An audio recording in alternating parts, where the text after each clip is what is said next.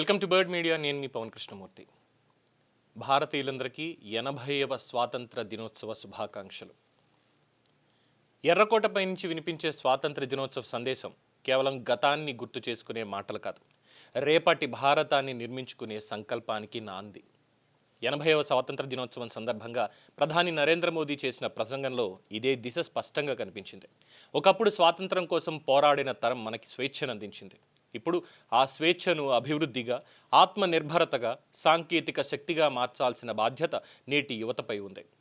వికసిత భారత్ సాధనలో దేశ యువశక్తే ప్రధాన భూమిక పోషిస్తుందని ప్రధాని స్పష్టం చేశారు.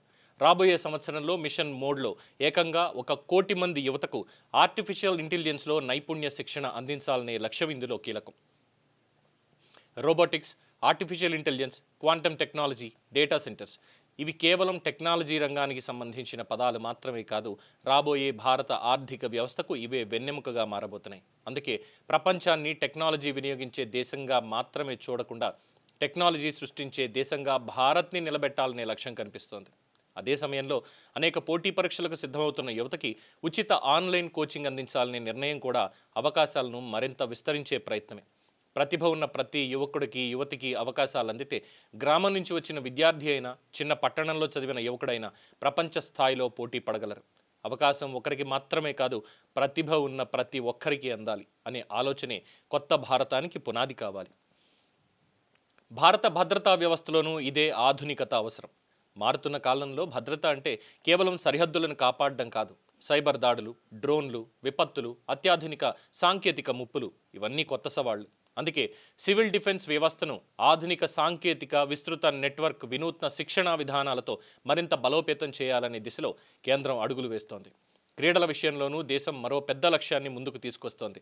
గ్రామాల్లో, చిన్న చిన్న పట్టణాల్లో దాగి ఉన్న ప్రతిభను గుర్తించేందుకు 5 నుంచి 15 ఏళ్ల పిల్లలను లక్ష్యంగా చేసుకుని దేశవ్యాప్తంగా స్పోర్ట్స్ టాలెంట్ హంట్ నిర్వహించాలనే ఆలోచన ఎంతో కీలకం. ఎందుకంటే ఒలింపిక్ పథకాలు కేవలం పెద్ద నగరాల్లో పుట్టవు. ఒక చిన్న గ్రామంలోని మైదానంలో పరిగెత్తుతున్న బాలుడిలోను, ఒక ప్రభుత్వ పాఠశాల ప్రాంగణంలో ఆడుతున్న బాలికలోను భవిష్యత్తు ఛాంపియన్ కూడా దాగి ఉండొచ్చు. ఆ ప్రతిభను గుర్తించి సరైన శిక్షణ, సౌకర్యాలు అందించడమే అసలైన క్రీడా విప్లవం. ఇక భారత్ని గ్లోబల్ సెమీకండక్టర్ హబ్గా మార్చే ప్రయత్నం భారత భవిష్యత్ ఆర్థిక స్వావలంబనకు మరో కీలక అడుగు. మొబైల్ ఫోన్ల నుంచి కార్ల వరకు, కృత్రిమ మేధ నుంచి రక్షణ రంగం వరకు నేటి ప్రపంచంలో చిప్ అనేది ప్రతి ఆధునిక వ్యవస్థకు గుండె లాంటిది. అలాంటి కీలక రంగంలో ఇతర దేశాలపై ఆధారపడకుండా స్వదేశంలోనే భారీ స్థాయిలో సెమీకండక్టర్ల తయారీ పెంచడం ద్వారా గ్లోబల్ సప్లై చైన్లో భారత్ తన స్థానాన్ని మరింత బలపరచాలనే లక్ష్యం ముందుంది. రాబోయే 1 నుంచి 2 ఏళ్లలో 7 నుంచి 8 కొత్త సెమీకండక్టర్ తయారీ ప్లాంట్లు ఉత్పత్తిని ప్రారంభించనున్నాయనే అంచనాలు ఈ మార్పు ఎంత వేగంగా జరుగుతుందో చెప్తున్నాయి. ఇక ఇంధన భద్రత విషయంలోనూ భారత్ తన భవిష్యత్ అవసరాలను దృష్టిలో పెట్టుకుని అడుగులు వేస్తోంది. 2047 నాటికి 100 గిగావాట్ల అణు విద్యుత్ సామర్థ్యం సాధించాలనే లక్ష్యం దీర్ఘకాలిక స్వచ్ఛమైన ఇంధన భద్రతకు సంబంధించిన అతిపెద్ద లక్ష్యాల్లో ఒకటి. రాబోయే 6 నుంచి 7 సంవత్సరాల్లో 5 కొత్త అణు రియాక్టర్లను అందుబాటులోకి తీసుకురావాలనే ప్రణాళిక కూడా ఇందులో భాగమే. అయితే ఈ లక్ష్యాలన్నిటి వెనుక ఉన్న అసలు ప్రశ్న ఒకటే: 2047లో భారత్ ఎలా ఉండాలి? స్వాతంత్రం వచ్చినప్పుడు మన ముందు ఉన్న లక్ష్యం దేశాన్ని స్వేచ్ఛగా నిలబెట్టడం. ఇప్పుడు మన ముందున్న లక్ష్యం దేశాన్ని ప్రపంచంలోనే అత్యంత శక్తివంతమైన, అభివృద్ధి చెందిన, సాంకేతికంగా స్వావలంబన కలిగిన దేశాల్లో ఒకటిగా నిలబెట్టడం.